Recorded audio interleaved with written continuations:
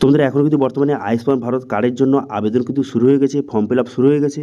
তো সেক্ষেত্রে আজকের ভিডিওতে সঠিক পদ্ধতিতে আয়ুষ্মান ভারত কার্ডের জন্য বর্তমানে ফর্ম ফিল আপটা কীভাবে করবেন তার স্টেপ বাই স্টেপ প্রসেস আপনাকে দেখিয়ে দেবো, এবং কোন ভুলগুলি আপনাকে একদম করলে চলবে না, সেই ভুলগুলি যদি আপনি করেন সেক্ষেত্রে কিন্তু আপনার ফর্মটা বাতিল বা রিজেক্ট কিন্তু হয়ে যেতে পারে।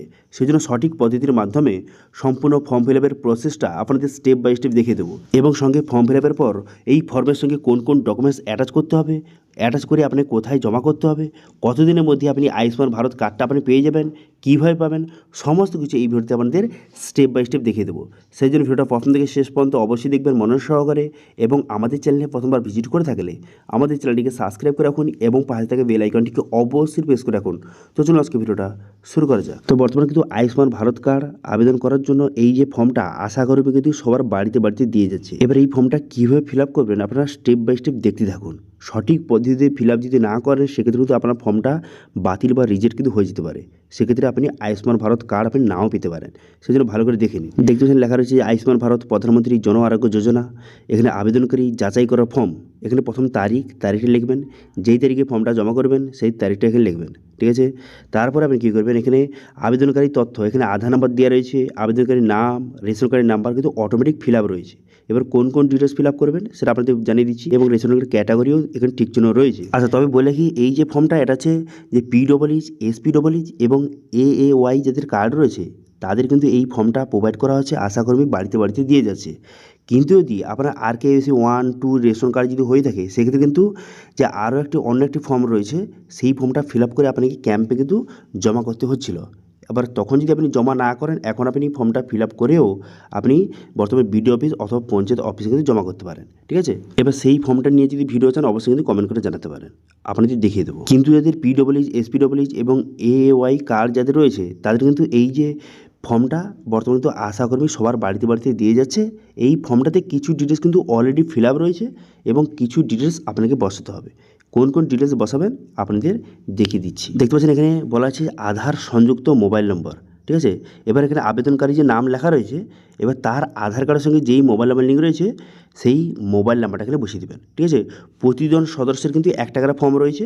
এবার যেই সদস্যের এই ফর্মটা সেই সদস্যের ডিটেলসগুলি আপনাকে বসাতে হবে, ঠিক আছে। এখানে ঠিকানা দেওয়া রয়েছে, তারপরে জেলা, তারপরে ব্লক, তারপরে গ্রাম পঞ্চায়েত, পরিবারের যে প্রধানকে তার নাম দেওয়া রয়েছে। এবার আপনাকে যেটা করতে হবে, পরিবারের মোট সদস্য সংখ্যা কত সেটা আপনি লিখে দেবেন, ঠিক আছে, লিখে দেবেন। এবার প্যান কার্ডের নাম্বার, এখানে প্যান কার্ডের নাম্বারটা কিন্তু সঠিকভাবে আপনাকে বসাতে হবে, ঠিক আছে। এটা এই ফর্মটা যার ফর্ম তার কিন্তু প্যান কার্ডের এখানে নাম্বারটা সঠিকভাবে বসিয়ে দেবেন, ঠিক আছে। প্রতি সদস্যের কিন্তু 1 টাকার ফর্ম রয়েছে।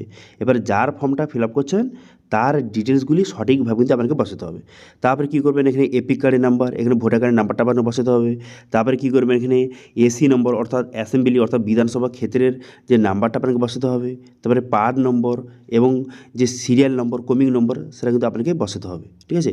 তো একে একে আপনি সঠিক ডিটেল বসিয়ে দেবেন। তো এবার এগুলো আপনি কোথায় পাবেন, দেখুন আপনি বর্তমানে যে আপনার ভোটার কার্ডের অফিসিয়াল ওয়েবসাইটে গিয়ে আপনার ভোটার নাম্বার বসিয়ে এই সব নাম্বারগুলি আপনি খুব সহজেই পেয়ে যাবেন। যে এপিক নম্বর তাও আপনাকে দেখিয়ে দিচ্ছি। তো সেই জন্য আপনি কী করবেন, যে ভোটার কার্ডের যে অফিসিয়াল ওয়েবসাইট এখানে চলে আসবেন, চলে আসার পর নিচের দিকে আসার পর search your name in voter list এই অপশানে ক্লিক করবেন। এই অপশানে ক্লিক করে দেওয়ার সঙ্গে সঙ্গে নেক্সট পেজ কিন্তু আপনার সামনে ওপেন হয়ে যাবে। হয়ে যাওয়ার পর এরপরে কী করবেন, এখানে আপনার ভোটার কার্ড নাম্বার বসাবেন, বসিয়ে কিন্তু এখানে যে স্টেটটা সিলেক্ট করবেন, করে দেওয়ার পর তারপরে ক্যাপচারা বসিয়ে এখানে সার্চ বাটনে ক্লিক করবেন। সার্চ বাটনে ক্লিক করে দেওয়ার সঙ্গে সঙ্গে তারপর কিন্তু দেখতে পাচ্ছেন এখানে আপনার অ্যাসেম্বলি যে নাম্বারটা শো হয়ে গেছে, তারপর এখানে যে পার্ট নম্বর শো হয়ে গেছে এবং পার্ট সিরিয়াল নম্বর এটা কিন্তু শো হয়ে গেছে।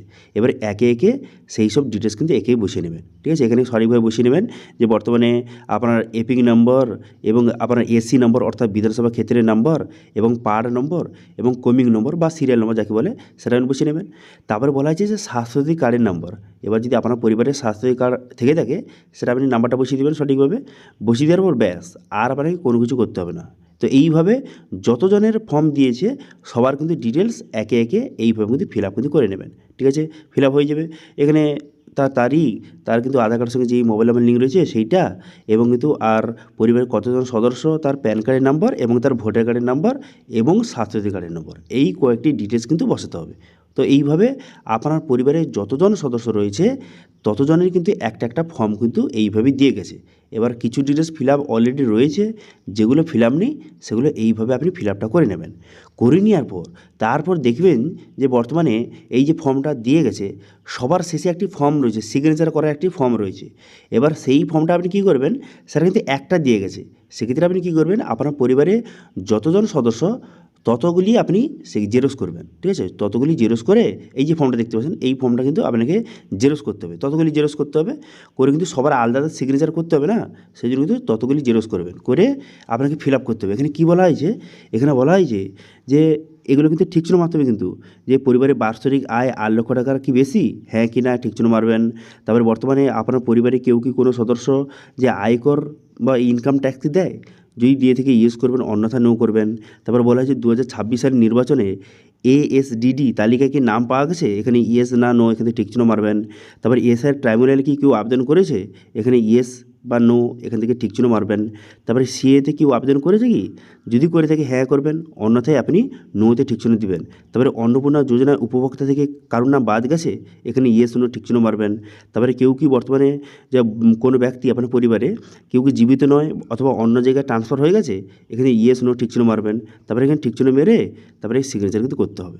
এই যে শেষের ফর্মটা যতজন সদস্য ততগুলি জেরক্স করবেন, সবার ডিটেলসগুলি ফিল আপ করে এখানে সিগনেচার করবেন, ঠিক আছে? এবং সবার আলাদা আলাদা সেট তৈরি করতে হবে। যতজন সদস্যের ফর্মটা দিয়েছে তার কিন্তু প্রথম যে ফর্মটা দিয়েছে যেখানে তার সমস্ত ডিটেলস লেখা রয়েছে সেটা থাকবে, তারপরে হচ্ছে এইটা থাকবে, সিগনেচার করার ফর্মটা থাকবে, তারপরে তার সমস্ত ডকুমেন্টস থাকবে। কী কী ডকুমেন্টস থাকবে, যে আধার কার্ড এবং আধার কার্ডের জেরক্স, ভোটার কার্ডের জেরক্স, প্যান কার্ডের জেরক্স এবং স্বাস্থ্যসাথী কার্ডের জেরক্স এবং কিন্তু সঙ্গে রেশন কার্ডের জেরক্স, এই ফর্মের সঙ্গে অ্যাটাচ করে একটি সেট হয়ে গেল। তো এইভাবে যতজন সদস্য রয়েছে সবার কিন্তু একটি একটি সেট তৈরি করবেন এবং জেরক্স যে আপনি অ্যাটাচ করবেন সমস্ত জেরক্সের নিচে কিন্তু সিগনেচার করতে হবে, ঠিক আছে?